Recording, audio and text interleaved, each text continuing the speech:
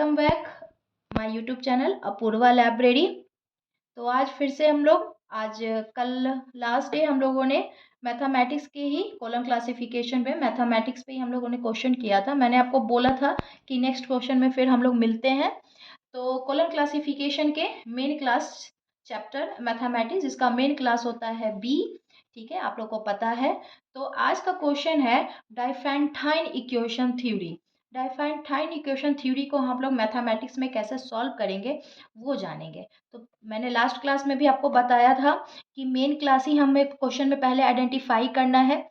तो main class जैसे ही identify हमारा हुआ, जैसे कि बी, आपको पता है मैथमेटिक्स का मेन क्लास क्या है, बी। तो मैथमेटिक्स के बी को हम लोग क्या करेंगे कि ये जो है मेन क्लास हम लोग को आइडेंटिफाई करना है। Diophantine equation theory main class B है, यहाँ पे दिख रहा है मैथमेटिक्स मेन क्लास बी। तो इस मेन क्लास में फिर हम लोग किस में चलेंगे, सबसे पहले B1 में चलेंगे। B1 में अर्थमेटिक को देखेंगे, अर्थमेटिक सेलेक्ट करेंगे। फिर जैसे ही उसके नीचे आएंगे तो B13 में चलेंगे और B13 में इंटीजर देखेंगे, जहाँ पर इंटीजर लिखा होगा वहाँ पर रुक जाएंगे। B13 में जैसे ही हम लोग नीचे जाएंगे तो वहाँ पे 3 होगा जो P2 का एलिमेंट होगा। P2 आप देखेंगे कि बी के बाद मेन होता है हमारा P, और P में कोई कॉमा, कोई सेमीकोलन या कोई यूज नहीं होता है। तो लेकिन P2 में वहाँ पर आप देखेंगे कि सिंबल कॉमा होगा। तो उस कॉमा को यूज करने के लिए जब जाएंगे तो वहाँ पर डाइफेंटाइन इक्वेशन थ्योरी होगा जो P2 का होगा। और ये P2 आपका डायरेक्ट क्वेश्चन है, डाइफेंटाइन इक्वेशन थ्योरी। तो यही आपका क्वेश्चन है। सबसे पहले क्या करेंगे, क्वेश्चन देखेंगे कि क्वेश्चन किस मेन क्लास का है, और फिर उस मेन क्लास के अंदर में ही जाते ही अर्थमेटिक लेंगे, क्योंकि अर्थमेटिक का क्वेश्चन है, इक्वेशन थ्योरी है। वहाँ पर B13 में जाएंगे जहाँ पर इंटीजर मेंशन है।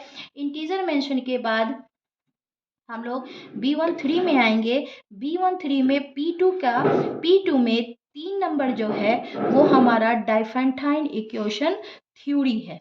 तो अब हम बुक में देखते हैं कि बुक में कैसे है, कहाँ पर है, ताकि आप इजीली सॉल्व कर पाए। तो ये रहा हमारा मैथमेटिक्स क्वेश्चन है, ठीक है। आप देख रहे हैं चैप्टर बी, ठीक है, मैथमेटिक्स, ठीक है। अब यहाँ पर आप जाएंगे तो देखेंगे कि B1 अर्थमेटिक दिख रहा है। अब अर्थमेटिक B1, अब इसी में नीचे जब पर चलेंगे तो यहाँ पे देखेंगे B13 इंटीजर है। अब यहाँ पे देखिए जो हम कॉमा दिए हैं, आप लगेगा कि कॉमा कहाँ से यूज हो गया। आप ये देख रहे हैं B13P, तो हमारा P है।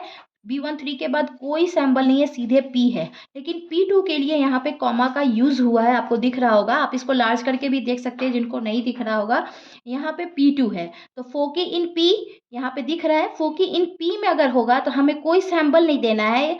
इससे लास्ट क्वेश्चन में हमने 21 हाईली कंपोजिट नंबर किया था, ये हमारा मेन क्लास के B में ही आ रहा है। तो हम लोगों ने कोई यहाँ सैंबल यूज, कनेक्टिंग सैंबल यूज नहीं किया था, लेकिन हमारा P2 में जा रहा है। आप देख रहे हैं ये सब फोकी इन P है, लेकिन फोकी इन P2 यहीं पे आया। यहाँ पे तीसरा नंबर है डाइफेंटाइन इक्वेशन, यही देख रहे हैं, ये P2 में है। और P2 का कैसे हमें यूज करना है, कॉमा देकर। तो कॉमा देकर जब हम यूज करेंगे तो कॉमा देने के बाद B13 कॉमा और ये 3 नंबर हम यूज करेंगे। तो इस 3 नंबर का यूज करने के लिए देखिए हमने यहाँ पे यूज किया है, यहाँ पे कॉमा का यूज किया है, ठीक है। अब ये कॉमा है, जैसे B13, ठीक है, फिर कॉमा करेंगे और फिर 3 देंगे। ये जो 3 है आपका, ये P2 है।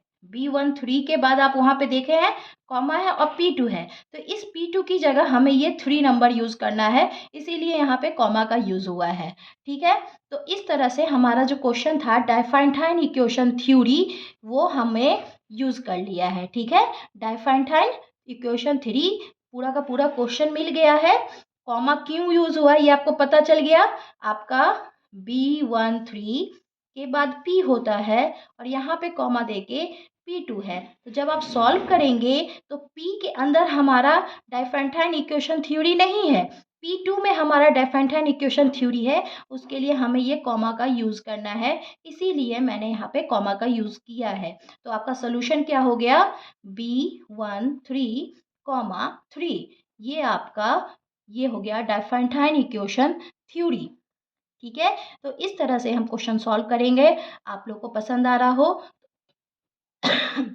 मेरे चैनल को लाइक एंड सब्सक्राइब करना ना भूलें और अपने दोस्तों से शेयर करें, क्योंकि कमिंग एग्ज़ाम बिलीव का आने वाला है। फरवरी और मार्च में उनका एग्ज़ाम होता है और सीसी तो मस्ट है, इसीलिए मैं आप लोग के लिए प्रैक्टिकल ला रही हूँ, क्वेश्चन ला रही हूँ, ताकि आप लोग को बहुत से ज़्यादा मदद मिल सके। तो अपने दोस्तों से शेयर करना भी ना भूलें और कोशिश करें, आप कमेंट भी कर सकते हैं। अगर आपका कोई क्वेश्चन फंस रहा है तो मैं कोशिश करूँगी कि अपने वीडियो में उसे शामिल करूँ।